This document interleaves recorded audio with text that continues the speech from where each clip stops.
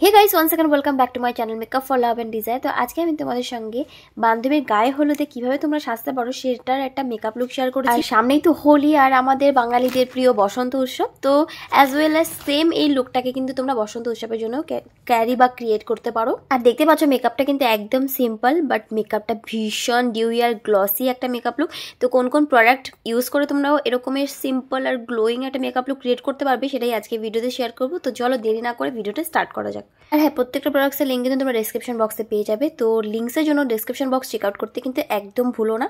তো চলো ভিডিওটা স্টার্ট। সবচেয়ে প্রথমে কিন্তু আমি লেন্স পরে নিয়েছি, আর এটা একদম অপশনাল, তোমরা যদি না চাও তো লেন্সটা স্কিপ করতে পারো। এরপর আইব্রোর জন্য পিএসসির আইব্রো প্রোমেটটা ইউজ করছি। এটার শেড নাম্বার হলো ওয়ালনাট ওয়াক্স, যেটা আমার স্কিন টোনে ভীষণভাবে যায় আর একদম ন্যাচারাল দেখায়।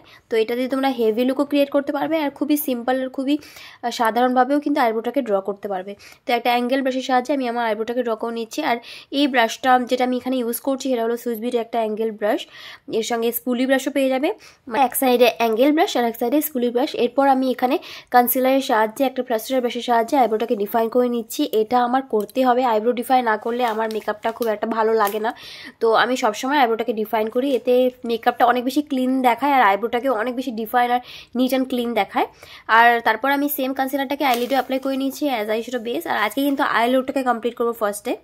তো কনসিলারটাকে খুব ভালো করে অ্যাপ্লাই আর ব্লেন্ড করে নেওয়ার পর কনসিলারটাকে খুব ভালো করে সেট করার জন্য আমি এখানে faces Canada compact powder use করছি বেজ শেডটাকে, যেটা প্রপার আমার স্কিন টোনের সঙ্গে যায়। আর আজকে আইশ্যাডো প্যালেট হিসেবে আমি এখানে ইউজ করছি রেভলিউশনারি আইশ্যাডো প্যালেটটা।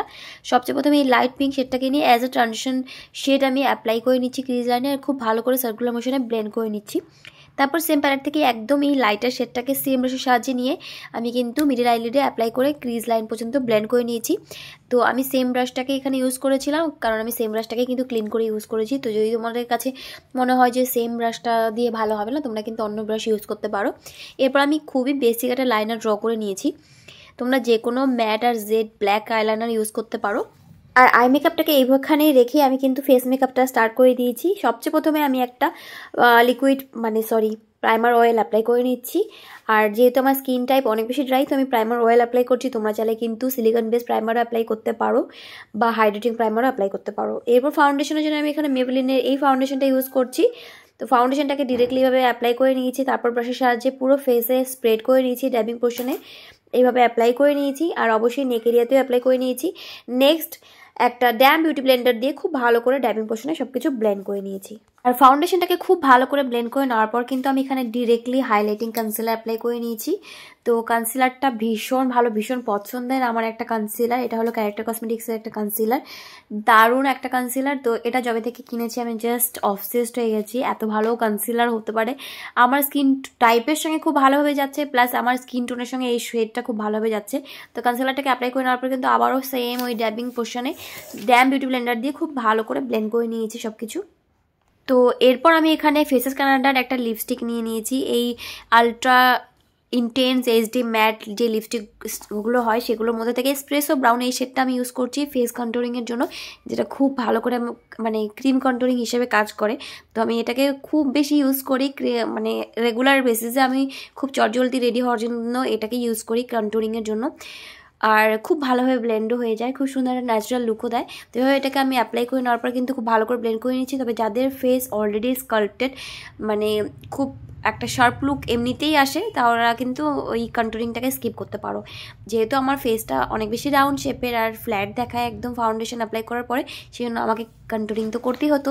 এরপর ব্লাশার হিসেবে সুগার পপে এই ব্লাশারটা অ্যাপ্লাই করে নিচ্ছি। তো কোনো ক্রিম ব্লাশার আমি ইউজ করিনি, ডিরেক্টলি পাউডার ব্লাশারটাকে অ্যাপ্লাই করেছি।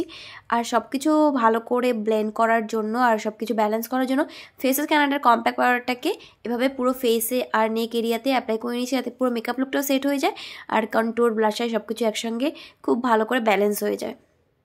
এরপর আমি হাইলাইটার হিসেবে ইউজ করছি জার্মিসি মিলানোর এই হাইলাইটারটা, যেটার শেড নাম্বার হলো 611। আর এই স্টারডাস্ট হাইলাইটারগুলো জাস্ট দারুণ। তো আমার গ্লোয়িং মেকআপের সিক্রেট কিন্তু এটাই, মানে জাস্ট একটা স্ট্রোকেই দারুণ একটা গ্লো প্রোভাইড করে। এরপর আই লুকটাকে কমপ্লিট করে নেওয়ার জন্য সেম ওই পিঙ্ক শেডটাকে লোয়ার ল্যাশ লাইনে অ্যাপ্লাই করে ভালো করে স্মাচ করে ব্লেন্ড করে নিয়েছি। আর এই ডার্কার বার্গান্ডি শেডটাকে নিয়ে একটা পেন্সিল ব্রাশের সাহায্যে লাইনারটাকে স্মাচ করে নিচ্ছি, যাতে একটা ন্যাচারাল লুক আসে। আর সেমভাবে লোয়ার ল্যাশটাও স্মাচ করে নিয়েছি। এরপর মাস্কারা অ্যাপ্লাই করে নিয়েছি 2 থেকে 3 কোট আপার আর লোয়ার ল্যাশেসে খুব ভালো করে। আর এই মাস্কারাটা তো আমার অনেক বেশি ফেভারিট, তোমরা তোমাদের পছন্দের যে কোনো মাস্কারা ইউজ করতে পারো। আর এরপর লিপস্টিকের জন্য আমি এখানে চারমেসি মিলানোর 17 নাম্বার এই শেডটা অ্যাপ্লাই করেছি। তো আমি এখানে একদম ন্যাচারাল দেখতে একটা ফেক ল্যাশেস অ্যাপ্লাই করেছি। আর এই লিপস্টিকটা জাস্ট দারুণ একটা লিপস্টিক। আর এই হলো আজকে আমার ফাইনাল মেকআপ লুক, যেটা অনেক বেশি ডিউই আর গ্লোই দেখাচ্ছে, বাট মেকআপ লুকটা কিন্তু অনেক বেশি সিম্পল। আর মেকআপ লুকটা কমপ্লিট করার জন্য কিন্তু আমি এখানে গাঁদা ফুলের গাছটা ইউজ করেছি। তোমরা চাইলে অন্য যে কোনো এই চন্দ্রমল্লিকাও ইউজ করতে পারো বা হোয়াইট ফুল ইউজ করতে পারো, বাট গাঁদা ফুলটা অনেক বেশি কমপ্লিমেন্ট দিচ্ছে আমার লুকটাকে। তো আমার মনে হয় এই লুকটা জাস্ট ওয়াও, যে কোনো সিম্পল হলদি লুক ক্রিয়েট করার জন্য বা হোলি লুক ক্রিয়েট করার জন্য। আর হেয়ারস্টাইলের জন্য অবশ্যই আমার শর্ট ভিডিওগুলো ফলো করতে একদম ভুলো না। শর্ট ভিডিওতে আমি খুব সহজেই কীভাবে গাঁদা ফুল দিয়ে একটা সুন্দর গাজরা ক্রিয়েট করতে, মানে গাজরা লুক বা খোপা হেয়ারস্টাইল ক্রিয়েট করতে পারবে, সেটা শেয়ার করেছি। তো অবশ্যই যারা হেয়ারস্টাইল দেখতে পছন্দ করো আমার শর্ট ভিডিওগুলো ফলো করো। আর আজকে ভিডিওটা যদি ভালো লাগে অবশ্যই ভিডিওটাকে বেশি বেশি করে লাইক আর শেয়ার করতে একদম ভুলো না। তো আজকের লুকটাকে তুমি কীভাবে ক্যারি করতে চাইবে, হোলি লুক নাকি হালদি লুক হিসেবে, অবশ্যই আমার সঙ্গে শেয়ার করো। দেখা হবে নেক্সট ভিডিওতে। ততক্ষণ সবাই খুব ভালো থেকো, খুব সুস্থ থেকো, বাই।